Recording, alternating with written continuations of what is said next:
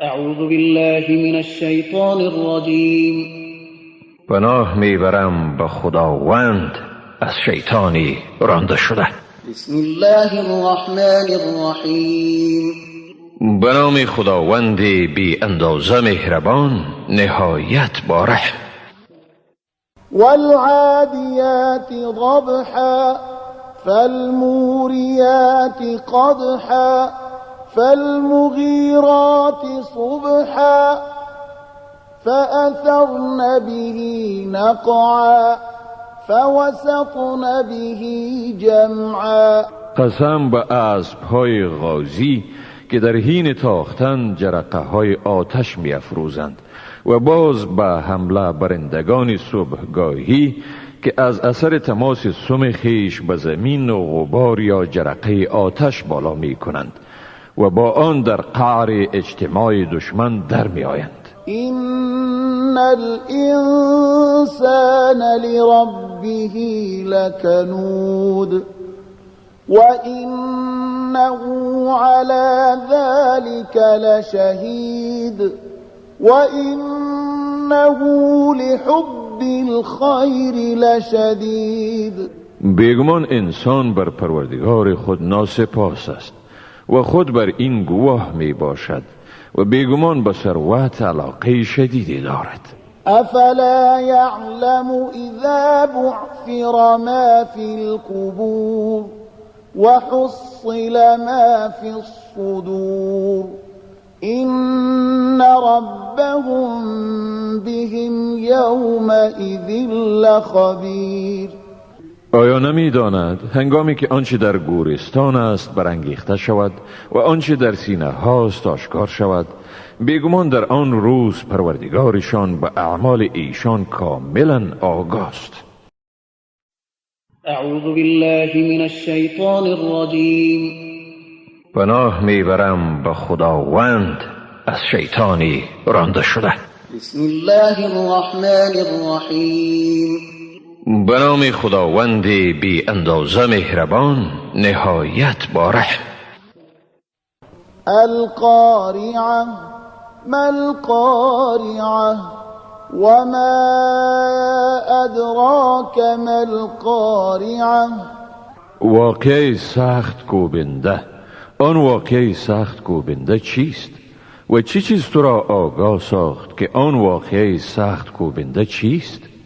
يوم يكون الناس كالفراش المبثوث وتكون الجبال كالعهن المنفوش. روزی است که در آن مردم چون پروانه ها پراگنده می باشند و کوها چون پشم رنگین ندافی شده می باشند. فأما من ثقلت موازينه فهو في عيشة راضية. پس کسی که وزنهای اعمال نیکوی او سنگین شد در زندگی خوشنودانه به سر میبرد. و اما من خفت موازینه فأمه هاویه. اما کسی که وزنهای اعمال نیکوی او سبک شد پس پناهگاه او هاویه یعنی دوزخ است. وما أدراك ما هي نار حامیه. و چه چیز تو را آگاه ساخت که این هاویه چیست؟ آتشی است نهایت سوزاننده. اعوذ بالله من الشیطان الرجیم. پناه میبرم به خداوند از شیطانی رانده شده. بسم الله الرحمن الرحیم. به نام خداوند بی اندازه مهربان نهایت باره. الهاكم التكاثر حتى زرتم المقابر. حرص افزونی در مال و ثروت شما را از آخرت غافل گردانید تا اینکه قبرها را دیدید. كلا سوف تعلمون ثم كلا سوف تعلمون. نخیر، چنین نیست. به زودی حقیقت را خواهید دانست. نخیر، باز هم چنین نیست. به زودی حقیقت را خواهید دانست. كلا لو تعلمون علم اليقين. نخیر، اگر علم یقین را می دانستید این روش را اختیار نمی کردید. لترون الجحیم ثم لترونها عین اليقین ثم لتسألن يومئذ عن النعیم. یقینا آتش دوزخ را می بینید، سپس آن را با چشم یقین می بینید.